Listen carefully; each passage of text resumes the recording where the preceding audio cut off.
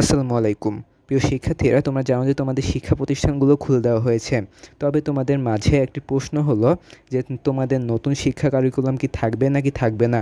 তোমাদের পরীক্ষাও কিন্তু হয়নি। তোমাদের মাত্র ৪ টা পরীক্ষা হয়েছিল। তারপর কিন্তু তোমাদের পরীক্ষা বন্ধ হয়ে যায় কোটা আন্দোলনের কারণে, এবং এখন যেহেতু নতুন সরকার গঠন হয়েছে, এর মাধ্যমে তোমরা জানোও না যে তোমাদের পরীক্ষাগুলো হবে নাকি হবে না, এবং তোমাদের নতুন কারিকুলাম কি থাকবে নাকি থাকবে না।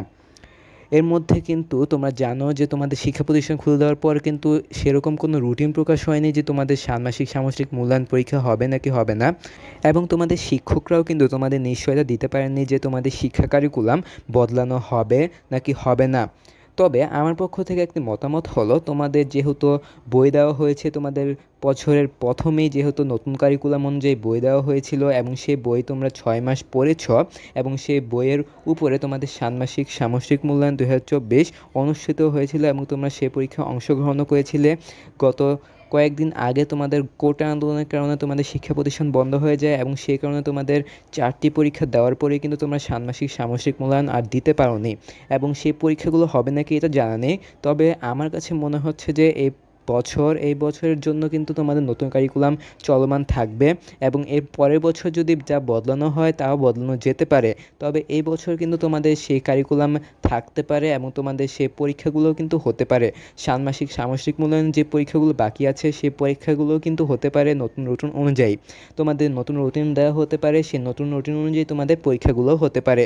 তবে আমি এর পুরোপুরি নিশ্চয়তা দিতে পারছি না, কারণ তোমরা জানো যে ইতিমধ্যেই কিন্তু অন্তর্বর্তীকালীন সরকার শপথ গ্রহণ করেছে, এবং তোমাদের ডক্টর মোহাম্মদ ইউনূস তোমাদের শিক্ষা মন্ত্রণালয় সহ আরও 27টি মন্ত্রণালয়ের দায়িত্ব পেয়েছেন, এবং তিনি কিন্তু চাইলেই নতুন কারিকুলাম অনুযায়ী তোমাদের পরীক্ষা নিতে পারেন বর্তমান কারিকুলাম চেঞ্জ করে। তবে আমার কাছে মনে হচ্ছে তোমাদের নতুন কারিকুলাম অনুযায়ী পরীক্ষা হবে না, বর্তমান কারিকুলাম অনুযায়ী তোমাদের পরীক্ষা হবে। কারণ তোমাদের নতুন কারিকুলাম অনুযায়ী পরীক্ষা হতে হলে তোমাদের আগে নতুন বই দিতে হবে, এবং তারপর সেই বইয়ের উপর তোমাদের পড়াশোনা করতে হবে, এবং তারপরে কিন্তু তোমাদের পরীক্ষা নেওয়া সম্ভব হবে। তবে সেটা অনেক সময়ব্যাপী, এবং সেটা করতে অনেক সময় লাগবে বলে আমি মনে করছি, এবং আমি মনে করছি যে এই বছর অন্তত তোমাদের নতুন কারিকুলাম অনুযায়ী পরীক্ষা হবে না, তোমাদের বর্তমান কারিকুলাম অনুযায়ী পরীক্ষা হবে।